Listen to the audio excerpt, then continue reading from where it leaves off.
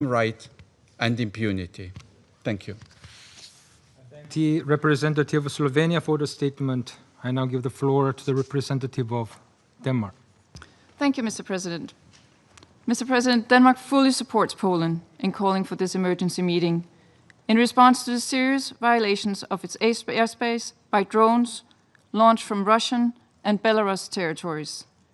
We thank the Presidency for heeding this call so swiftly, and we thank Undersecretary General Di Carlo for her informative briefing. I also wish to welcome to this meeting His Excellency the State Secretary of Poland. Mr. President, Denmark condemns this violation of Polish sovereignty and territorial integrity. This is a dangerous and reckless escalation that is completely unacceptable and deeply concerning. Our resolve to stand by our allies remains firm. Together with our EU partners and NATO allies, we will continue to offer support to Poland in protecting its borders. Let there be no doubt, Denmark fully supports the territorial integrity of all countries in line with the UN Charter. Mr. President, the violation of Polish airspace by Russian drones has taken place in the midst of relentless Russian drone attacks in Ukraine. Russian drones are being used to terrorize the people of Ukraine. They're responsible for countless casualties in cities and on the front line, and increasingly bringing death, destruction, and misery to the civilian population of Ukraine. The Russian military-industrial complex has been scaled up dramatically to produce drones in huge quantities. They're becoming a serious threat not only to Ukraine, but to all countries bordering Russia. The incursions into Poland's airspace took place less than a day after a massive air attack in Ukraine, where at least 24 elderly civilians were killed while simply waiting outside to collect their monthly pension.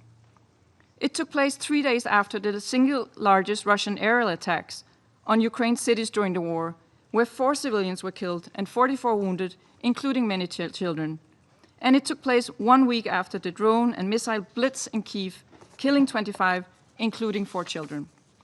These never-ending violations of international law, these aggressions, will only reinforce our determination to continue supporting Ukraine with what it needs to defend its sovereignty and territorial integrity, to exercise its inherent right to self-defense in the face of Russia's unprovoked and illegal full-scale invasion. We've said it many times, there is a simple alternative, a simple solution. Just one man in the Kremlin could decide to stop his armed forces attacking Ukraine. Unfortunately, Russia's leader appears to have chosen to prolong this war of conquest and to continue down the path of death, destruction, and misery.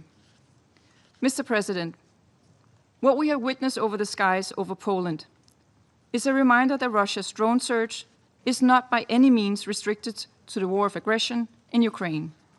And this violation of Polish airspace is not only the most recent Russian violation of the airspace of its neighbors. It is also a reminder that Russia's war of aggression poses an inherent threat to international peace and stability. It undermines the fundamentals of international law that we all benefit from. This is why we urge Russia to change its course, to opt for peace, to respect the territorial integrity of its neighbors. Until Russia changes course, we'll continue to increase the costs for Russia and its enablers. I thank you. I thank the representative of Denmark for the statement. I now give the floor to the representative of Greece. Thank you, Mr. President, and I thank the Republic of Korea for